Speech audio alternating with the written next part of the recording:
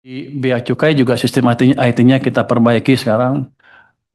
Kita udah beli scanner-scanner baru ditaruh di Jakarta di Pelabuhan Tanjung Perak ya Surabaya. Surabaya, Di Semarang, Semarang bukan di Semarang, Belawan. Belawan juga udah kita ganti.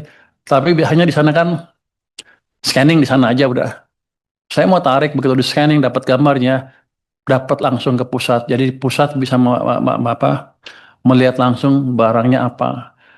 Dan ada langkah lagi biasanya sih kalau udah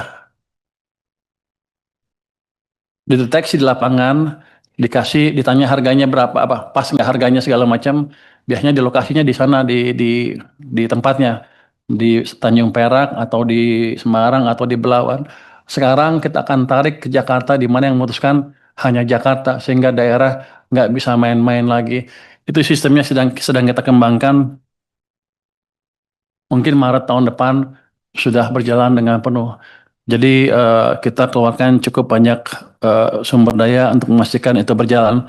Karena kalau ke Bea Cukai kan sudah clear. Saya bilang ke mereka, kalau Anda nggak bisa perbaikin dalam waktu setahun dari kemarin, ada kemungkinan besar Bea Cukai akan dirumahkan seluruh pegawainya. Kalau tak, jadi mungkin dia dirumahin aja sampai pensiun, nggak dibayar.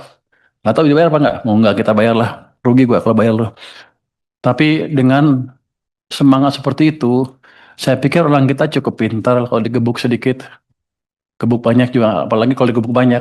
Jadi dengan ke depan harusnya penyelundupan permainan HS score akan berkurang secara signifikan. Kalau nol sih nggak mungkin kan kelihatannya ya. Ini kan kita nggak hidup di dunia yang ideal. Akan berkurang secara signifikan. Untuk yang tadi juga yang yang PAME, itu sekarang udah kita panggil tuh pengusaha PAME di seluruh Jakarta, di Indonesia ke Jakarta. Kita bilang ke mereka aturan kita begini, begini, begini.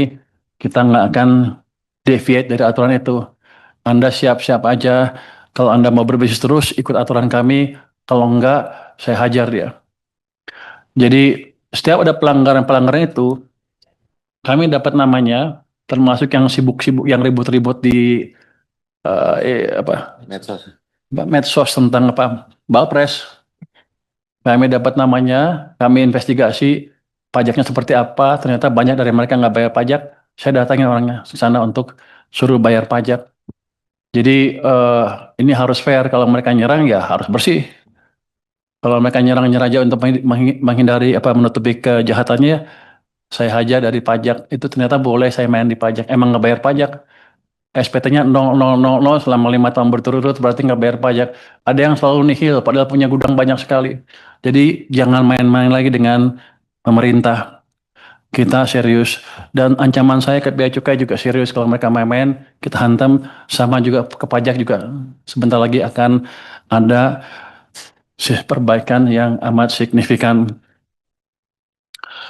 Prinsip pengawasan barang ekspor tadi tanya itu ya. Pada dasarnya itu dah sama. Kita akan pakai sistem yang terintegrasi, pakai IT. Kita kembangkan juga sistem AI. Ini walaupun saya lihat masih awal, tapi kelihatannya orang-orang kita masih bisa belajar. Kalau dampak ke tadi, gimana kalau nggak berhasil? Ya nggak dapat duit. Kalau berhasil ya positif. Jadi gamenya, expected gamenya positif nih sekarang. Jadi karena sebelumnya belum ada. Yang jelas saya bisa mungkin recover yang tadi kehilangan sebesar 25 triliun yang saya kasih ke industri batu bara. Rupanya industri batu bara cukup canggih sehingga mereka bisa melobi pemerintah pada waktu itu, kalau undang-undang dan DPR, sehingga hal ini bisa lolos. Mungkin waktu itu pemerintah kurang bisa berhitung, ya. Jadi kita dirugikan sebesar itu dan aneh. Jadi ke depan akan seperti itu.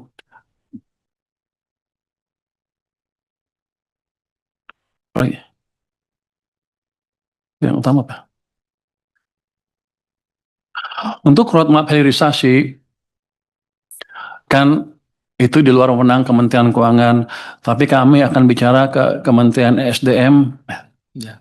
ini bosnya Pak Ketua nih, untuk meminta membuat hilirisasi seperti apa ke depan, dan kami siap mendukung 100% langkah-langkah yang akan dibuat oleh beliau.